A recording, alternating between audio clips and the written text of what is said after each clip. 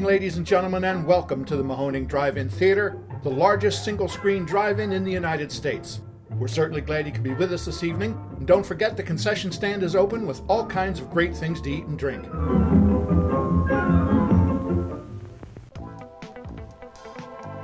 Welcome to another episode of Mahoning Drive-In Radio. This is Mark here, General Manager at the Mahoning Drive-In Theater in Lehighton, Pennsylvania, coming to you with another episode. This time I am talking with our old friend, Thom Shubilla. Hey. Author of PRIMETIME 1966 to 1967, the full spectrum of television's first all-color season, a very exciting book that we had you on talking about a while ago when we were doing our Batman show and our Monkeys event. Which I will say we are going to do again in 2024. Fantastic. So we may talk to you a bit more about that. And you have an upcoming book that I'm very, very excited about because you're writing about all the things I love most in life. James Bond and the 60s spy craze coming in 2024. Correct. Yes. So that is coming around the bend. The final touches are being put on that book. And so I'm looking forward to that. And I'm looking forward to talking to you about that more.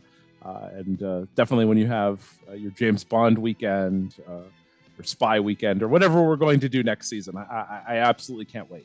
I really do hope we do more Bond films because I'm a huge fan. And, you know, a certain number of those films I've never had a chance to see on the big screen because I wasn't alive when they came out and played on the big screen. And they don't really get played that much in my lifetime. There haven't been too many opportunities until relatively recently to see those films on film on the big screen.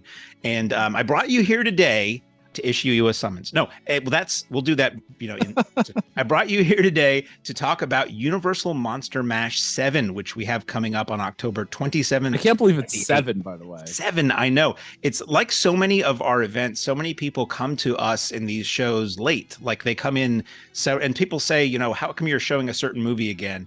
It's because, first of all, in a lot of these ongoing series, there are only so many movies to choose from, but also so many people come in, you know, at installment 3, installment 5. Some people will make their first time be Universal Monster Mash 7. So we'd like to give everybody a shot at these movies. And the films we are going to be screening and we're going to be talking about today are as follows. On Friday night, we have The Invisible Man, Creature from the Black Lagoon, and The Raven, 1935 version. And on Saturday, we have Frankenstein Meets the Wolfman, The Mummy's Ghost, and The Mad Ghoul, which is, I think, the one film from this weekend I've never seen. So anyway, I brought you on because I've been told by many you are a big Universal Monster fan, as am I. Yeah, huge Universal Monster fan. Something that I have written about in several publications, Monster Bash magazine, Scream magazine. Also, I may be giving it away, the subject of, partially, the subject of a upcoming book. Ooh. So don't want to really give away what the whole premise is yet, but certainly the lion's share of the book is Universal Monsters. So is it a book about films in which people carry torches in anger? Films in which monsters pick up women. Hey lady, your shoes are really nice, or physically pick them up. No, one time no, that's not the book. But the Monster Bash convention, which is the classic horror movie convention in Pittsburgh area. One year, a guy, I was working the one not desk, but the merch booth, and a guy said, "I'm looking for movies where monsters pick up a girl." I said, "Oh, okay. I think we could do that." And so I'm looking through these books. Okay, I think a girl is picked up in this movie. And I go, that's a strangely specific request. So your knowledge of films in which monsters hoist women has led you to Scholarly Home. That's fantastic. You see, they say we were wasting our lives watching this stuff as kids. that specific bit of knowledge will lead to an ISBN number. Exactly. So no, but yeah.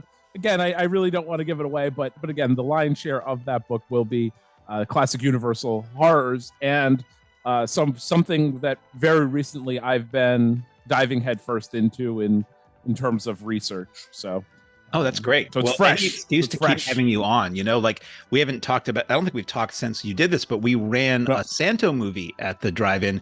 We did this Mm. show, Real Rumble, that we've done every year. And we always do like live wrestling and then a wrestling themed movie. Unfortunately, rain killed the wrestling portion, the live wrestling portion, but we still ran a Santo movie and you came and sat with me. And I wish I'd had it Yes. recorded because you just laid down the Santo knowledge and it was a heck of a good time. Yeah, so definitely next year, if we show a Santo movie, I'd love to do the podcast for that. Absolutely. So let's dig in. So our first film that we're going to be showing on Friday, Shocktober, as I like to call it, 27th, as part of Universal Monster Mash 7, is The Invisible Man, which is celebrating. This is crazy when you think about this. This is a 90th anniversary screening of this film. And you think about something that's 100 years old in terms of any kind of entertainment, and you would think it would be so creaky and vododiodo that it wouldn't appeal to anybody anymore. And these films 1,000% still work. When we do these Universal absolutely. Monster Mash shows, we literally have ages like 8 to 80 come out, and they all love this stuff. So, as the song goes, Claude Rains was the Invisible Man. Invisible Man 19. When did you first see this movie? Do you have any recollection of that? Definitely when Universal re-released everything on VHS. So it must have been mid-90s. Mm-hmm. Must have been. I was probably in middle school, somewhere in there, mid-90s. Yeah. That was definitely my first recollection of The Invisible Man. And it may have been something I saw on television quite before that.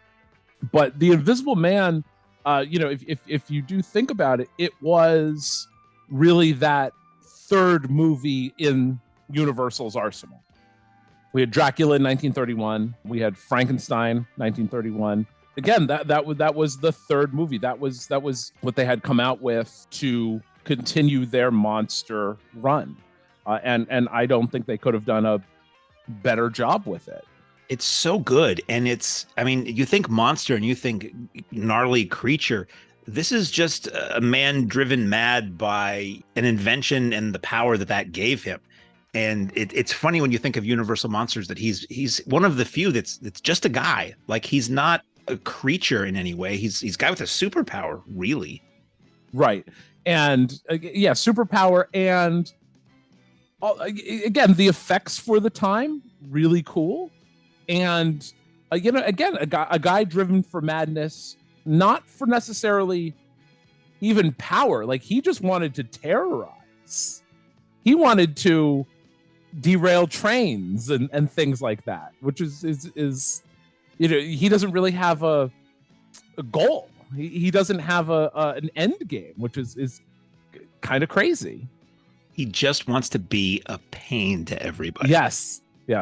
And the voice performance, because it's a lot of it is just Claude Rains' voice. I remember as a kid thinking it was scary just on how he delivered those lines. And of course, how he comes in when you first see him, he's all bundled up with those weird goggles. It has this weird alien-like look to him. And the voice. And what's her name? Una? I can never remember her name. Yes. I forget as well, but yeah, Una. Her, the old woman who is and I say old woman, she's probably like 32 when they shot the movie. But the woman who is the shopkeeper does just the most fantastic, over the top, scared proprietress in this film. And she is also in Bride of Frankenstein, right? And she's in a couple. She's in a couple of those films. She always played the same character as well. But you're right. She probably was about 30. That seemed to be what happened in a lot of these movies. It's so funny. People just carried themselves. I used to look at like my parents' yearbooks when I was a kid and like, they all look so old and they're 16. It was just people were more mature and carried themselves in a different way in those. There are people in not even that. There are people in shows in the 80s where it was like they were 34. When Frasier debuted on Cheers, he was 29. What? Yes, he was 29. Wow. But anyway, The Invisible Man, and they also, I think they did a really great job of explaining, not necessarily the science of it. I don't understand how he made himself invisible, but they did a really great job of, if he's in the city, soot would stick to him. Things like that, which I thought was kind of interesting. And the one thing, have you ever seen the Invisible Man TV shows, the British TV show? No, I've always wanted to. I've always never. It's a really cool show. And he's a good guy in the film. He's not, driven to madness or anything. But in the show, they make mention, and I think they do pretty much every episode, is that he invented invisible clothes as well. So he's not running around naked. So he's not naked, which I think is really great. You don't always think about that. And it really wasn't until Amazon Women on the Moon. And there's that segment with Ed Begley Jr. as a man who thinks he's invisible and he's really not. And he's just getting naked and moving things around to scare people. Really, really well done. But it wasn't until then I'm like, yeah, that part where he's out in the snow and leaving footprints, he's naked in the snow. Yes.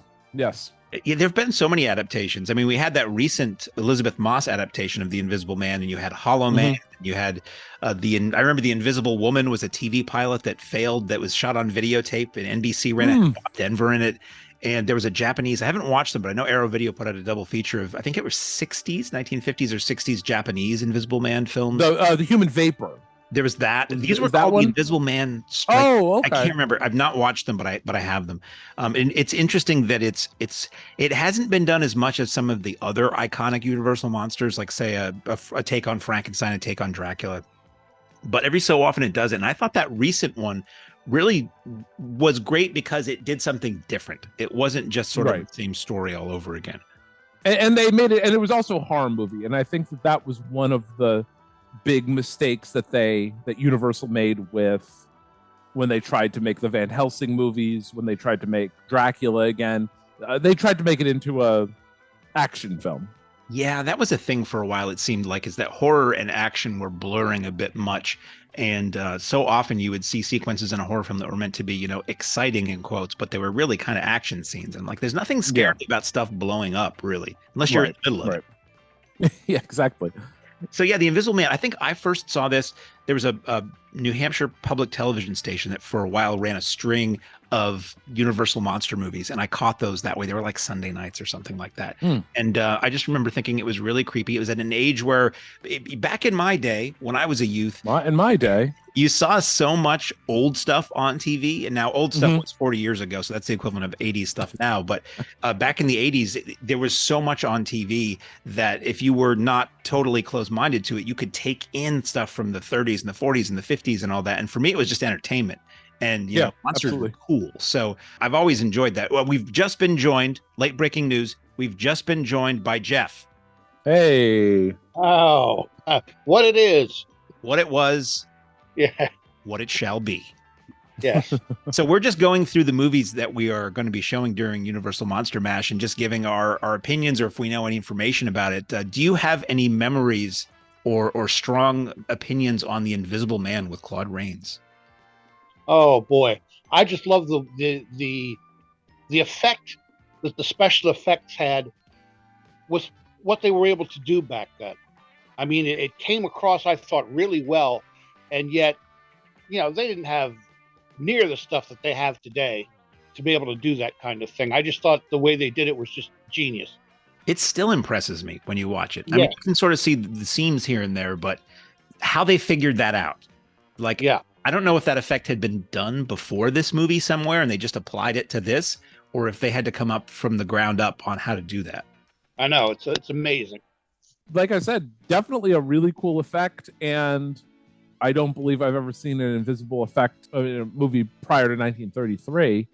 And there were how many in this series? I think we've shown most of the sequels. There's Invisible Man, Invisible Man Returns, Invisible Woman, which doesn't really have a connection to The Invisible Man. Yeah. More of a in-name only sequel. And then there was Invisible Agent. And that was a cool movie. I thought that was fun. We ran that, I think, last year. Invisible Agent. Oh, that's right. Yeah, you did run Invisible Agent. Where again, it was a war effort film. It was a film where they're going to send the Invisible Man behind enemy lines and kind of disrupt Nazis and steal a secret formula. And then after that, the Invisible Man's Revenge as well. And then, also Abbott and Costello Meet the Invisible Man. Oh, yeah. I always forget about those as being, and a lot of them are technically part of the canon, I think, or at least yes. Abbott and Costello Meet Frankenstein is. Yeah, Invisible Man Returns, Invisible Agent are definitely canon. I'm not sure about Revenge. I think it is. Yeah, it's the same. Yeah, it's the same guy from Invisible Agent. But Abbott and Costello Meet the Invisible Man is more in tune with Abbott and Costello Meet Frankenstein. Yeah. Because it is teased at the end. But I wanted to say about Invisible Agent, and the one thing that I always love about Invisible Agent, or I've always found fascinating about it, is that it's one of maybe the only Universal horror film that deals with World War II. You know, when you're looking at Frankenstein meets the Wolfman, I think they're in Germany. Aren't they supposed to be set in older times?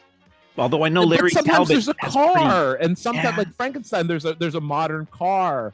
Definitely, Talbot is wearing 1940s clothes. Yeah.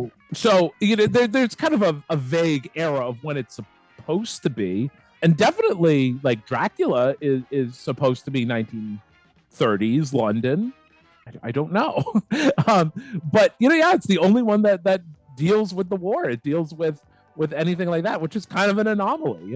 It like I said, Frankenstein meets the Wolfman. It seems like they're in Germany to me. Nothing's going on. It's a fantasy Germany, bereft of Hitler. Yeah. I love it. An idealized Germany of the time. Yes. So the third movie we have on Friday night is one of my favorites. We dip into the 50s now, from 1954. It's Creature from the Black Lagoon, which originally was released in polarized 3D. That's not the red and blue. Don't get me started on 3D. And now everybody assumes the red and the blue was the way it was always done. It wasn't. It was two projectors, one for the left eye, one for the right eye, polarized glasses, and it worked really, really well. Creature from the Black Lagoon is the first in what was a series of 3 films. Am I not mistaken? Revenge of the Creature, Creature Walks Among Us, all of which we've run at these shows in the past. This is one I loved as a kid because it was a monster, and it was a scary monster. And that music is that is so evocative. And I can remember watching this on Creature Double Feature on Channel 56 out of Boston as a kid in the afternoon, and just loving it and thinking he was so scary. And he's an aquatic creature, but he'll chase you onto land. He'll get in your tent. He'll hop on your boat. There's no escape. He'll climb a tree for you. They never showed it, but you knew he would do it.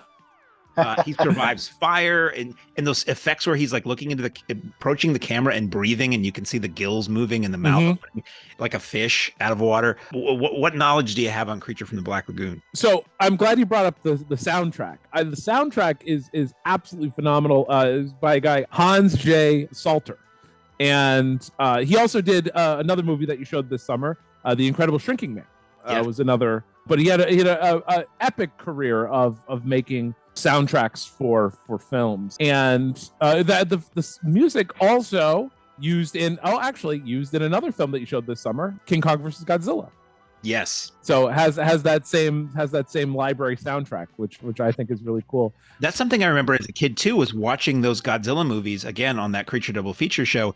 And years later, when I hadn't watched these movies for a while, I remember going, that piece of music was from Godzilla movies, right? And then I would watch Creature from the Black Lagoon, and I'm like, wait a minute, that's the same piece of music from the Godzilla movies. It's in Creature from. What's going on here?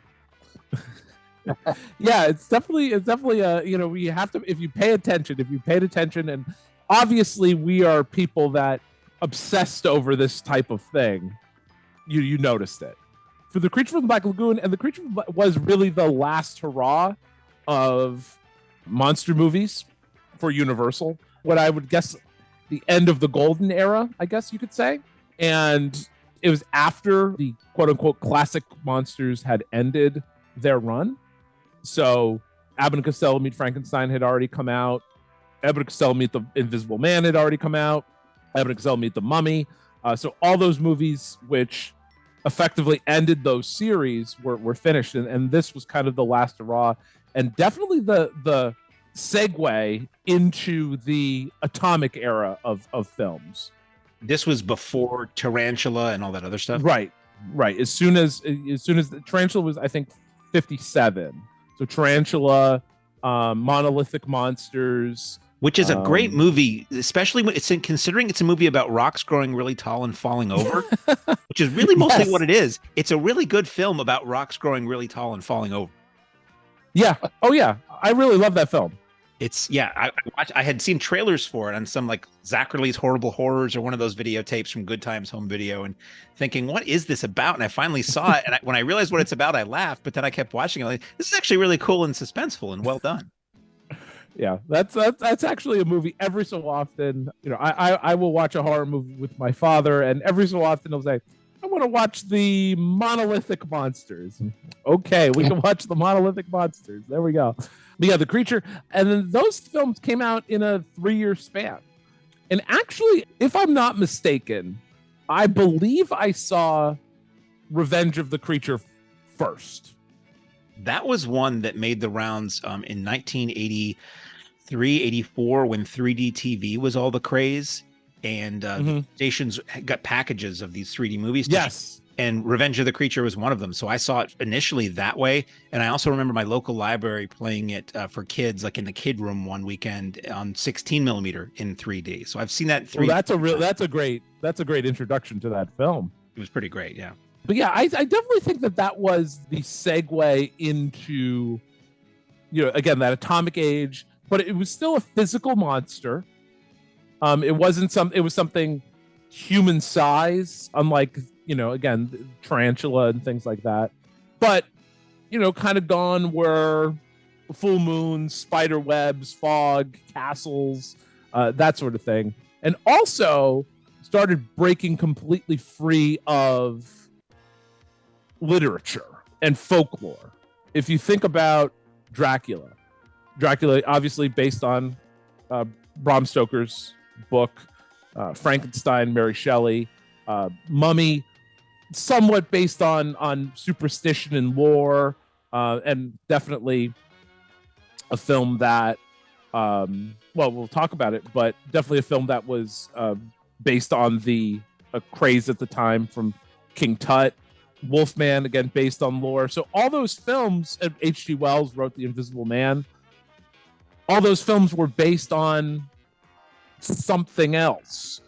Were based on lore. Were based on a book. And Creature was one of the first, entirely original series. And it is one that if you can see it in 3D, there are if you go to places that show film prints, they're going to show the red blue print, which works so. It's an old print. It works in giving me a headache. Yeah, exactly. I'm not a fan of the red blue. It really only works for still images and things that aren't full color. But if you could see it in polarized 3D, if you see a place that will show it digitally in 3D, or if you have a 3D set up at home, it is really, really good 3D. And I mean, not all of it is coming at you style. There's the underwater sequences where Julie Adams is swimming and the creature is mirroring her under the water, which is a beautiful sequence anyway. You can see the depth underwater and all of the fish and all that stuff. It's really cool and worth checking out. Part of that 3D wave, which was only really lasted about a year in the 50s, and Universal, hopped in with that in Incredible Shrinking Man. So we talked about the sequel, Revenge of the Creature. There's The Creature Walks Among Us, which is the creature basically turned into Frankenstein's monster, where it's the creature made so that his gills are removed and he has to walk on land. And it's pretty sad. It's him just trying to, it's trying to live his life. It's definitely a film that you feel terrible for the creature. And I don't like that they constantly made him out to be a really bad guy, which he's not. He's the guy that they took him out of the Amazon. Exactly. He's trying to live his life in the Amazon. These interlopers come in, start setting off charges underwater, start taking his fish away, and he's just like, "Could you please get off my lawn?" Essentially, is what we're talking about. But the Revenge of the Creature was probably the first one I saw and my favorite. Because it's set in that marine land or whatever. Right. I always thought that was really cool. And the creature was played by two different men. Yep. On land, it was Ben Chapman, and under the sea was Rico Browning, who we lost not that long ago, and I was able to meet at a convention years ago. And he was an interesting guy anyway. Rico Browning lived in Florida and just worked on anything aquatic in TV or film. So stories that man had about working on Flipper and Sea Hunt and all the Ivan Tors shows and Thunderball. I was about to say, I wrote all about him for James Bond and the 60s spy craze. I had the opportunity to meet both of them, actually. I had met Ben Chapman, and Rico Browning. Again, both really great guys. However, Ben Chapman was always really salty about who really was the Gill Man. He believed I am the Gill Man, not the other guy. He technically did more acting, I guess. Right. Yes. Yeah. And Rico did swimming. Yep. Jeff, do you have any fond memories or thoughts on the Creature films? No, the one I know best was the first one. I think I've seen the others once or twice, but the first one I've seen several times. And no, the idea of the underwater creature and was something I had never really seen before in that respect. And a teenager, I thought Julie was fantastic in the swimsuit, but everybody thinks that. I really enjoyed the first one immensely. Yeah. It's funny. It's a story I tell a lot in various contexts, but one of the first DVDs I ever bought was the Universal initial release of Creature from the Black Lagoon on DVD.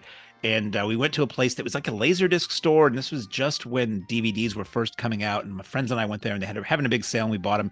And then we went to a Bickford's for breakfast after that, and we had our purchases that we were looking at on the table. And this guy older than me by like a decade or two sees what we have, and he picks up, which I thought was very forward. He picks up off my pile the Creature from the Black Lagoon, and he goes, "Creature from the Black Lagoon on DVD? I wouldn't pay $1 for that." And he went back.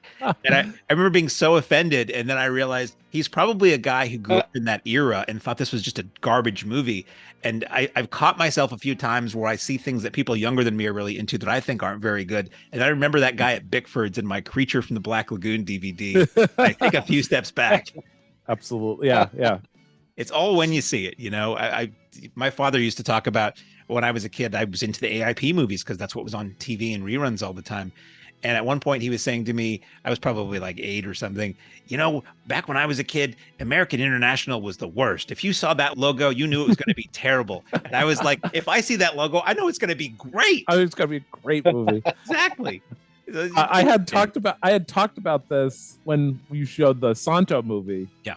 And I have a friend that grew up in Mexico at the time, had grown up going to see Santo movies and had seen Santo wrestle and things like that. And the one time, I think maybe the first time I had met his wife, and he said, "Tell her what type of movies you like." And I said, "Oh, I like Mexican wrestling films." And she was like, with the guys with the mask? I said, "Yeah, those films are terrible. Like those came on TV, and they were awful. What's wrong with you?" I like fun. Yes.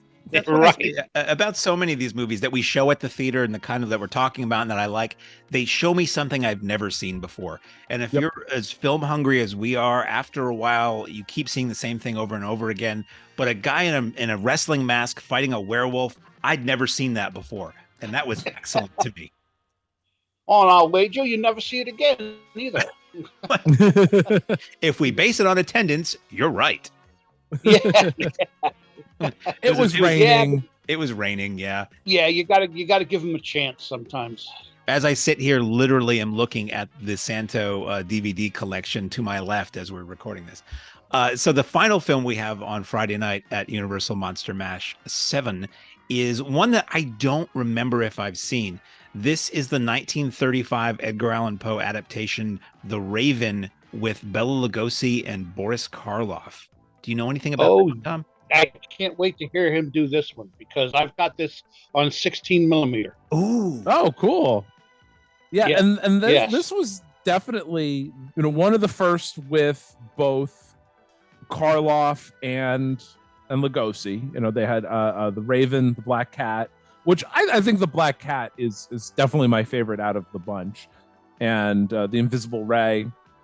And one of the things that I've always been, again, what we talked about with the Creature from the Black Lagoon, where it was taken from literature, the Raven, obviously the Edgar Allan Poe story. Right. It says, I think, something like, the movie is suggested by Edgar Allan Poe. Mhm. What does that mean? It has nothing to do with the Raven.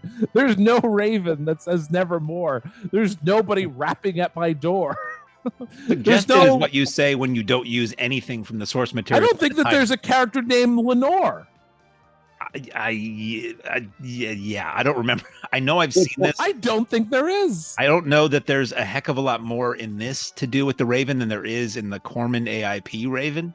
Oh, that's true too. Got a little bit more, but that's really it's a movie about two wizards. That's got nothing to do with what the original story was. Yeah. I don't know if you could make a feature out of that. I guess you could. I don't know if anybody's tried. There was another film called The Raven that had John Cusack in it, if I'm not mistaken, and that was like a murder mystery. But again, it really didn't have much to do with the story. Yeah, that's true too. But again, it's just one where they took as much as they could with that, using that name, kind of the Edgar Allan Poe, I guess, trilogy of things. So, do you recall what this one's about? Because I really don't. He was a neurosurgeon. He has tortures people, stuff like that. Lugosi's the surgeon, and then Karloff, I think he escapes from prison or an asylum or something like that. And he kind of becomes his henchman. Lugosi tricks Karloff into working for him, saying that I can change your face. I can operate on your face so that nobody will recognize you. He said, right. I just need you to do this for me. Well, he talks him into doing this deed for him, which for some reason I can't quite recall, but he tricks him. Instead of changing his face into a totally different, he just makes him ugly. He just makes him makes him ugly. It's good. I like it. Like I said, I have it on 16 millimeter. Probably watched it the last time about a year ago. And, I always liked that one. And then at the end of the movie, they start getting into the pit and the pendulum stuff. Oh, interesting. They just start picking in his torture chamber. He's got. Oh, yeah, that's right. That's the one, the pit and the pendulum. That's Yeah, at the end of the movie, they're in his torture chamber. He's got the pit and the pendulum and a couple of other torture devices, and actually get somebody on the table and start that thing swinging. Click, click, click. Pretty good. Much like when we ran The Black Cat a year or two ago, which was a lot of people the night we ran that said that was the movie they were most excited to see because they love it and nobody ever plays it. That's what we try to do with these Universal Monster Mash shows is we hit the anniversaries, we hit the fan favorites, but always slip one in that is lesser screened. And we're very lucky that Universal has so many of these on 35. I was talking with Mike Drumbor, one of our assistant projectionists, and he was saying that Universal had a big vault fire many years ago that wiped out all of their prints, all of their, distributed prints. And they had to use the insurance money to replace they couldn't take the insurance money and build another, roller coaster. They had to take it and replace film prints, and they chose to have prints struck of things they didn't have before the fire. So like there might not have been a print of the Black Cat and the Raven for decades or more, and now they did it. So a lot of what we get are these new strikes that are only 10, 20 years old maybe, or however long ago the fire was. And when they hit our screen, you'd swear they were digital, which is nothing against 35. They're just so flawless that you're like, is this a film print I'm seeing? There's nothing that's betraying the fact that there's anything wrong here. So when you see this copy of The Raven, I'm going to guess it's going to look probably like it did in 1935 on our screen. Wow. That's incredible. I know that a couple years ago you had, maybe it was Dracula or something like that. And I remember thinking, wow, this is a really cool print of this. Like, maybe it was The Invisible Man, actually, a couple of years ago. So, well, I'll tell you what, they must have restruck just about everything, because everything from Universal Monsters that I remember coming in the last couple of years is in excellent condition. So it must be they must be all a part of that restrike, which is fantastic. And it's a way that, like I say at our place, it really peels back the layers of time and lets you just kind of jump back in time to what it was like seeing these movies when they were brand new. And our screen, it's a CinemaScope screen, but originally it wasn't. The CinemaScope wings were added in the early 50s, probably right around the time of Creature from the Black Lagoon, actually. And if you look just right, you can see where the original, 4:3 Academy ratio square was. And so this weekend is a weekend where we're only using, the original footprint of the screen for a presentation, really. So it's kind of a fun throwback. It's a lot of fun. It's great. And just seeing the movies again on our large screen is it's fantastic. It's just great to see. and they're very quiet films overall. I mean, they have musical scores, but there are many stretches, especially in the early ones, that are very, very quiet. And that lends itself, or the atmosphere of our theater works really well with that. If you're sitting outside or with the windows down in your car and it's a quiet night, we're kind of in the middle of nowhere. So as long as there isn't, the racetrack isn't running or a plane isn't flying over, Yeah. or a cow isn't, expressing itself, it just draws you into that movie even more, especially if there's like a full moon out or some clouds. It really, like this weekend we had, some horror movies here and there, and the sky just adds to the atmosphere, especially if it's a werewolf. Yeah. You get a full moon during werewolf. It's pretty special. Saturday, that would be great. We have the 80th anniversary. Again, these numbers are crazy. The 80th anniversary screening of Frankenstein Meets the Wolfman from 1943, and Tom is literally rubbing his hands in anticipation. You can't see it, but I can, to dive into this one. So again, not to give too much away, but Frankenstein Meets the Wolfman is the inspiration for, again, my yet to be named, yet to be pitched, yet to be completed book. Frankenstein Meets the Wolfman, is really the first time that you saw two monsters from two separate franchises meet, which is really big step forward. And now we kind of take this for granted. We have the Marvel universe and things like that, the DC universe, and before that, Freddy versus Jason, that type of thing, and movies like Monster Squad that we grew up with. But this is the first. This is like the first time that kind of two universes have combined, kind of creating this shared universal universe. And with the film, number one, it's Lugosi's first and really only time playing Frankenstein's monster. And at the end of Ghost of Frankenstein, he does become the Frankenstein's monster. He's Igor, and Igor, he tricked Lionel Atwell into putting his brain, so Igor's brain, into the Frankenstein monster's body. And so this is the first time that he gets to play the Frankenstein's monster in an entire film. Now, famously, he had rejected the role in 1931. I found quite a bit of reports from the time saying that there's test footage of him in the Frankenstein's makeup, again, from 1931. But, there were a number of scenarios of why he rejected the role. He didn't like the makeup. He didn't like the dialogue. He wanted to focus on Murders in the Rue Morgue, which was coming out, and he was set to star in even before Dracula was released. So this is the first time. So he did kind of an about face and agreed to play the monster. The only problem is, number one, the monster was established at the end of Ghost of Frankenstein that the monster was blind. So throughout the movie, he walks around like he's blind. Mm-hmm. The only problem is they cut out all his dialogue because it was established in Bride of Frankenstein that the monster could talk, and Igor as the monster could talk. So they cut out his dialogue and all references to him being blind. So Lugosi kind of looks like he's just fumbling around, like there's something wrong with him, like he's too old to play the part even. But those outstretched arms became part of that became what it was. Yeah, that became the when we think of impression. Frankenstein's monster, that's what it is. When you see kind of a silhouette of all the monsters, it's Frankenstein with the outstretched arms, which is I think it's kind of cool that that's what we think of Frankenstein now. So you have somebody say, if you tell somebody imitate the Frankenstein's monster, that's what they do. And I believe from previous, especially more, it's easier to detect on the big screen if you see it with us. There are sequences, maybe long shots, where you can see Lugosi's mouth moving, and they had taken the dialogue out.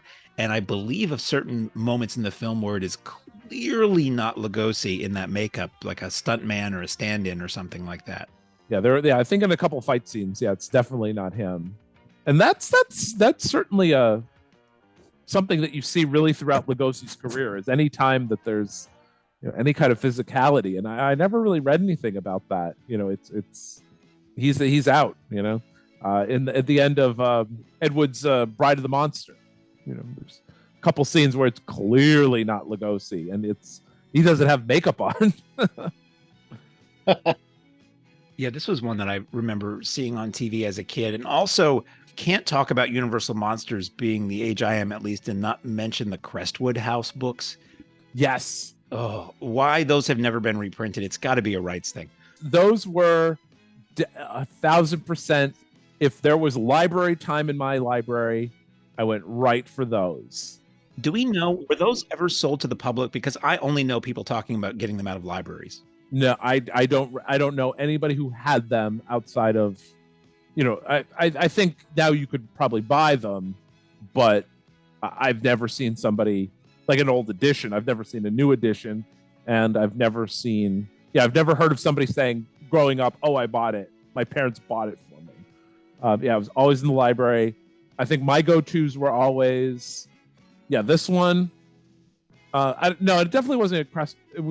We had a King Kong one, I remember, and I remember a Sherlock Holmes, but I don't think that was Crest. They had these orange covers, these orange and black and white sepia covers. Oh, Creature! There was a Creature one too.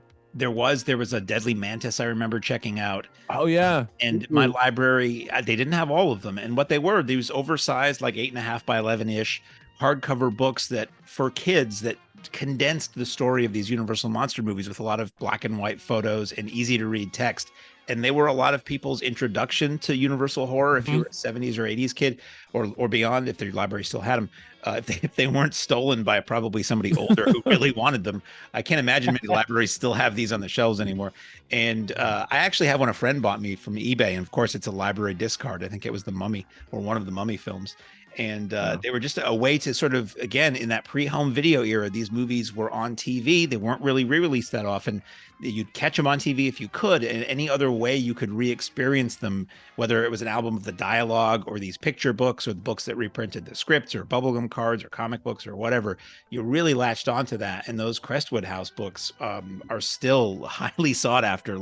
You would think for a generation, that's some sweet money not being made by Universal or somebody and not just reprinting those as they were, because I know I would pay a decent amount to have a full set of those, because it was one of those things you could never own. It was your library. Unless you were a thief, you could never own it. I can't imagine. I don't know why the Catholic grade school that I went to, they went, we're going to buy these books. I don't know what they were thinking. So second feature on Saturday night is The Mummy's Ghost from 1944. Now, do we know which number this was in the Mummy series? That was number 4. So the Mummy. Oh. So, then the one with Tom Tyler, then the second one with the Mummy's hand, and then, so this is number 4. So it's the second time Chaney played the Mummy. Now, is this the one that has one of my favorite lines from any Universal Monster film, where it's set in the bayou? Is this that one? It's like yes, this is the one. Okay. Yes, and a guy, I don't know if he's supposed to be a farmer or a helper or whatever, but I believe the line is, "The mummy's loose and he's dancing with the devil." It always cracks me up. It's a Dudley Dickerson kind of guy saying that. So this is when I saw probably the last time, and the first time and last time I saw it was part of that Universal Legacy Edition DVDs that came out, where they packaged all of the movies from each of the series together. And I want to say we may actually have a reel of this film at the drive-in. I think we have 1 or 2 reels of one of the Universal Mummy movies, but sadly it's not the whole movie. So you know what? That's the Mummy's Curse. You're thinking of the Mummy's Curse. Oh, okay. That has that. But at the end of, and not to give anything away, at the end of the Mummy's Ghost, the mummy is captured by quicksand, but then somehow wakes up. It's in Massachusetts. The mummy's in Massachusetts, and then somehow wakes up in Louisiana. Well, you see, the quicksand tides. They run underground, and they've all dried up now. As they used to exist everywhere, apparently. If you watch old, there was quicksand left, right, and center. But the quicksand, tube did run from somewhere around Saugus, Massachusetts, into the bayou. I once wrote an entire article about quicksand in classic horror films, and it became a minor obsession with me. And of all these times that you would see quicksand, and I always felt as an adult it would be something that I would have to deal with more. As a kid, I was like, this is something I have to watch out for. I'm practicing my technique on how to escape from quicksand, and it was all for nothing. Yeah, it's terrible. Or was it? If you run into it, I'll be. Who will be laughing then? It'll be me until I'm gurgling on quicksand. Anyway. But yeah, at the end of House of Frankenstein, there's quicksand. At the end of, in what's that Hammer film? In Hound of Baskerville, From Hell It Came.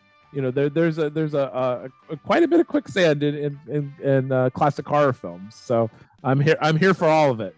So yeah, I always liked the Mummy films. Logic comes into play where it's like, well run. But other than that, it just this lumbering, unstoppable, dead presence was always really cool, and the makeup effects were always really cool. And it's funny when you think about the original Mummy, which is not really what we're talking about, but when you watch the original Mummy film, there's not a lot of Mummy in that movie. There is some, but it's a lot of Karloff as that prune-faced guy. Yeah, and then a lot of close-ups. The close-ups, which they recycle in quite a few of these. The close-ups of Karloff in the Mummy makeup. Right. I mean, the original is a great movie, great atmosphere. It wasn't until the later ones where they really amped up the Mummy quotient of the films. Definitely the Mummy's hand is the one where they tried to make it almost like a comedy. It was with the two kind of comedic characters, and then they would with that. Then they switched over to Chaney Jr. And his was more of a mask. Like his wasn't necessarily a makeup. His Mummy take, which I always thought was a different take on things. Yeah. They're fun. They're and this is again 1944, so we're like well into World War II, but not referencing it as you pointed out. Nope. In this film. Yeah, no reference to that. The people are in Mummy's Ghost are in college, so I'm sure they have draft deferments. Everybody's a conscientious objector in the Mummy's Ghost. Yes. Yeah. So yeah, Jeff, do you have any memories of the Mummy films? Like as a kid, did they creep you out? Did you see them on TV back then? I saw the first one. I may have seen the others. I don't remember them that well, but I remember the first one the best with Karloff as, like you said, prune face, because I can't think of his name either now. But I thought that was really good. You're right. Not a lot of Mummy in the first one, but I liked the story, and it was just creepy by itself. Even though the Mummy was not in it that much, it was just kind of creepy, as I remember. The first one is just really good, I think. It is one of those too. It's very quiet. It's it's early in the Universal where there was still you watch, what was it, Dracula, I think, and so many sections of that movie just don't really have dialogue or much going on sound wise, and those work so well on our lot when it's a nice quiet cool night with a little breeze blowing. It just adds to the atmosphere of seeing these things. The final film on Saturday night of our Universal show is one that I don't think I've ever seen, and this is another 80th anniversary screening. This is The Mad Ghoul. Have any of you seen The Mad Ghoul? I have seen The Mad Ghoul, and again, that's another movie where I definitely saw it kind of mid-90s when Universal re-released the lion's share of those things on VHS finally. And it's Evelyn Ankers and George Zucco are in that. And again, it's a cool movie, and nothing, I have cool makeup, cool deep eye makeup on the Mad Ghoul, but again, really nothing that I would call of note in the Mad Ghoul. It's one for the hardcores, as I like to say. Yeah. Where we program these things. Yes. It's the kind of programming I love, where you put the stuff up front that, the most people are going to like, and you reward the people who stay to the end with something that's really rarely screened or hard to see or just plain weird. And yeah, I think this is the weird Raven, one. Yeah, the Raven and the Mad Ghoul, we've got that going on, because again, those are the two I most want to see. Not that I don't love the others, because this is like a really solid lineup, but those are the ones I don't know very well. And I easily, I've never seen those on the big screen. I would be hard pressed to say how many times the Mad Ghoul has screened anywhere since 1943, unless someplace was doing a really serious long-term retrospective of Universal. Yeah. And really, really grateful that Universal has a print of this for us to run. And again, can't imagine it's played very much since they made it. Yeah, that's interesting. I don't think so. I don't think I've seen that one either. I think so. The one thing that, again, in my research on a number of these movies, there was supposed to be a movie made called Chamber of Horrors. And it was, I think Variety had announced it. And it was supposed to be starring Lugosi, Karloff, Chaney, Peter Lorre, Claude Rains, and George Zucco. Wow. And it was supposed to have the wow. Invisible Man and the Mad Ghoul. Oh, the Mad Ghoul, the Invisible Man, Mummy, the Mad Ghoul, and what they called like other assorted monsters. And that movie was abandoned, and eventually all that kind of became House of Frankenstein.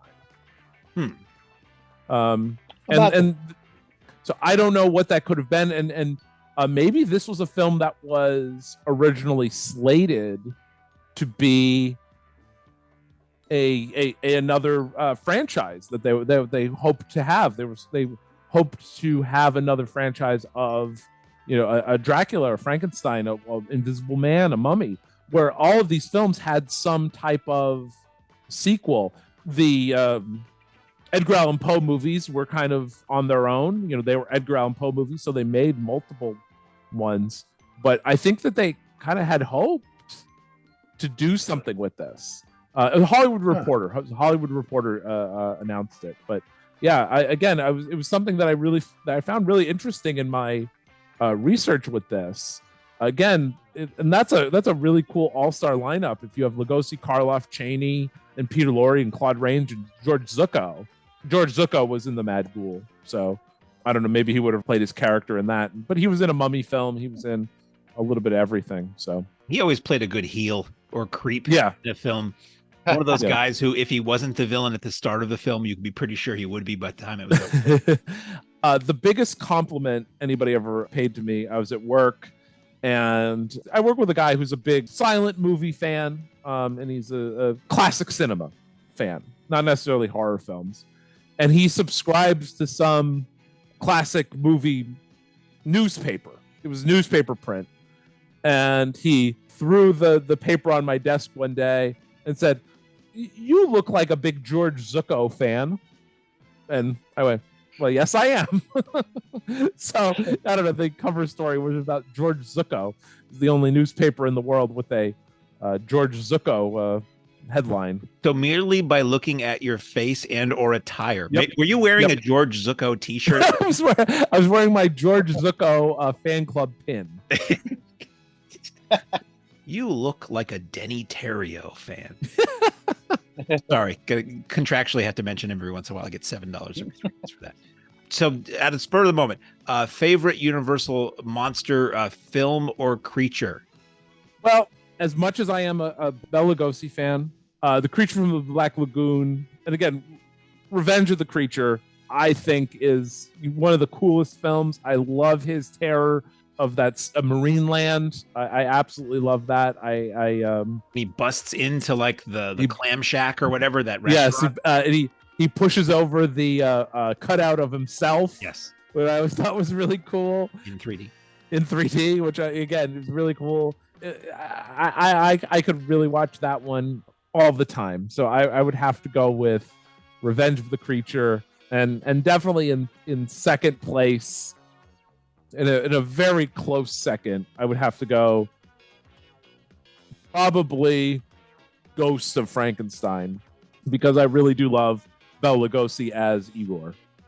He is really good in that film. It's easy to Yeah. think of him as a caricature, but he's legit really good as that character.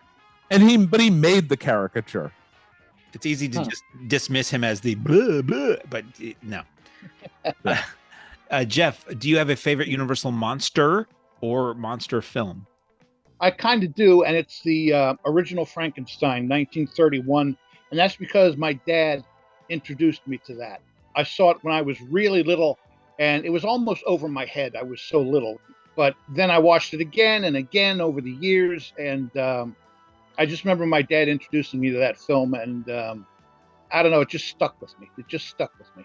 I would also say that that's the one I've seen most often, too. I don't know if I've talked about this on the podcast before, but when we first ran that, we ran Dracula followed by Frankenstein.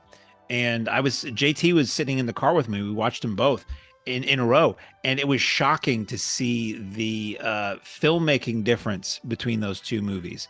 Dracula feels very stage bound and very of its time. And Frankenstein feels so much more contemporary in how it's shot and how it's cut and how the acting is.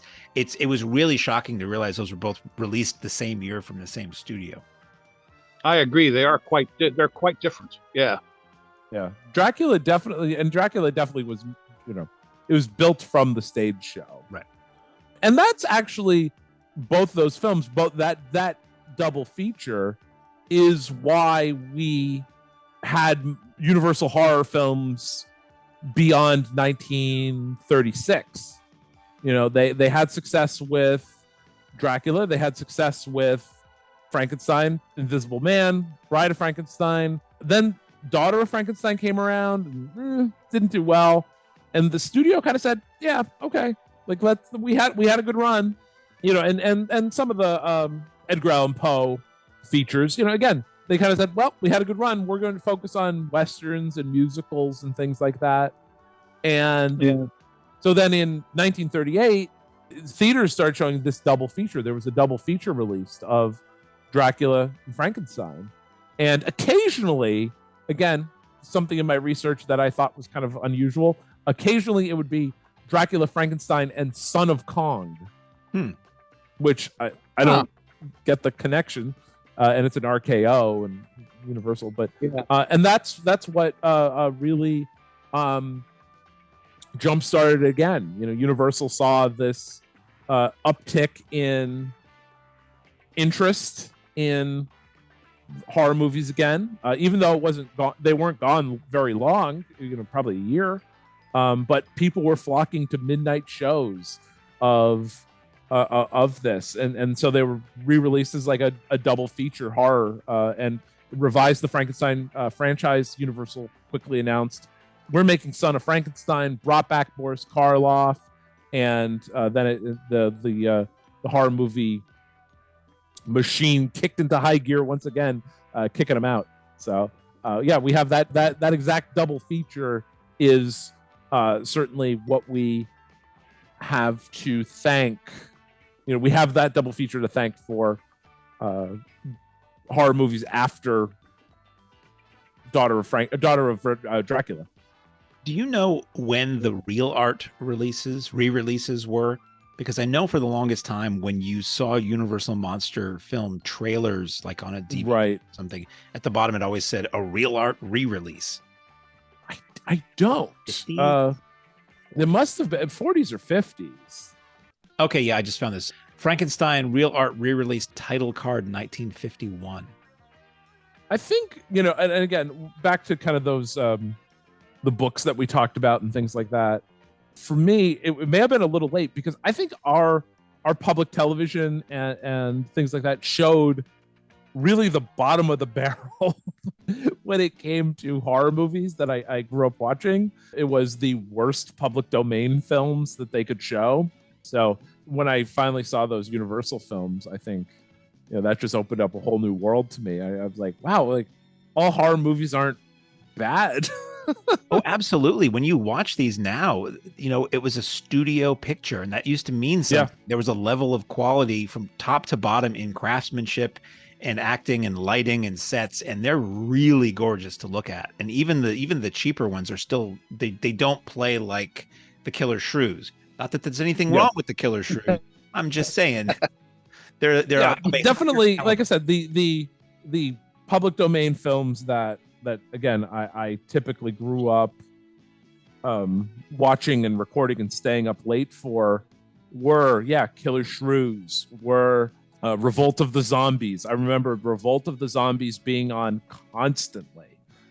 Some Ed Wood films, which again were certainly an obsession of mine. So Bride of the Monster, Revenge of the Dead, Plan 9, they would kind of show these bottom of the barrel films, and again you would see these Universal, and you kind of got that like, wow, these are not bottom of the barrel films. Yeah, like you said, they're studio films. But think of the inspiration that all those Ed Wood movies gave to children. They look at that and say, I could do that. Honestly, my friends and I, when we were in high school, we came across the Ray Dennis Steckler movies on videotape when they first came out. The Incredibly Strange Creatures Who Stopped Living and Became Mixed Up Zombies, and the Thrill Killers, and Rat Finka Boo Boo, and things that a lot of people still haven't heard of. But they were like these movies done on a shoestring, and it literally, to us who we were in high school and we had access to a camcorder, we started shooting little backyard movies because we were like, this is possible to do this. Most of us went on to go to film school and never make a movie, but still it was an inspiration where it's like, wow, this guy did this with his friends and not a lot of resources, and 30 years later they're getting released on videotape, which at the time was the home video format. And you can say what you want about the Ed Wood movies, they're entertaining, and we're still talking about them, and people are still making money from them. It's a shame that he never did, but the incredibly I owe a lot to the Incredibly Strange Creatures Who Stopped Living to Become Mixed Up Zombies. As the story goes, the day that I was supposed to be born, my mom watched it on television. Oh, that's amazing. And so I there has to be something there that got into my brain somehow. It stuck with me all these years. I looked it up once in the microfilm at my local library as a kid. The movie that was playing at one of the theaters in my hometown the day I was born was Dirty Mary, Crazy Larry. A drive-in car movie. And if you know what I like, drive-in car movies is pretty high up there. So it is kind of cosmically funny that was what was playing when I screamed for the first time. Wow. We'd like to thank you for joining us, Thom. If anybody wants, thank you. No, this always is a pleasure. Always a pleasure. An excuse to talk about movies with you and pop culture. Yeah, I can't wait. We talked once before, as I said, about Primetime 66, 1967. That book is available now on Amazon, and I also see you can buy now, receive later, James Bond and the 60s Spy Craze. I can't wait. Hopefully, this will be out. Well, yeah, it's coming out. It looks to be coming out in April of 2024. So March, April, yeah. Should we have another James Bond night, we have to have you there because, you have to have the expert on the scene. I would love a James Bond night, and I would love some of these 60s spy spoofs that came out. There were so many. There were so many spy spoofs that came out during that time. And as I talk about in the book, in 1964, the spy spoofs are really hot, and critics are like tripping over each other to compliment them and say, oh, these are so cool. By 67, enough. Every critic is saying, get these out of here. So you mean like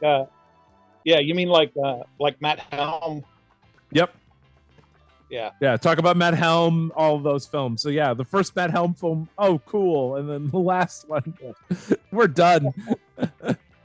We'll absolutely have you back on to talk about the book when it comes out, because that's awesome. Again, something I've had a deep and abiding love for half my life. So we hope you all will join us at Universal Monster Mash 7 on October 27th and 28th at the Mahoning Drive-In Theater. To get tickets, you can get them now. It's mahoningdit.com. That'll get you there. And follow us online. Call us up. We now have a movie phone type phone number. It's 484-613-1314. You'll hear showtimes for the week, sign up for our email newsletter. We got a million ways to fill your head with what's going on at the Mahoning. And this is the time when Virgil usually says, Jeff, take it away, my friend. But I'm not Virgil, and that's his catchphrase. So, Jeff, do your thing. Ladies and gentlemen, thanks again for coming out tonight to the Mahoning Drive-In Theater. We hope you'll come back and see us again real soon. The exit is on the right-hand side of the screen at the front of the field. And most importantly, have a very safe trip home. Good night and God bless you.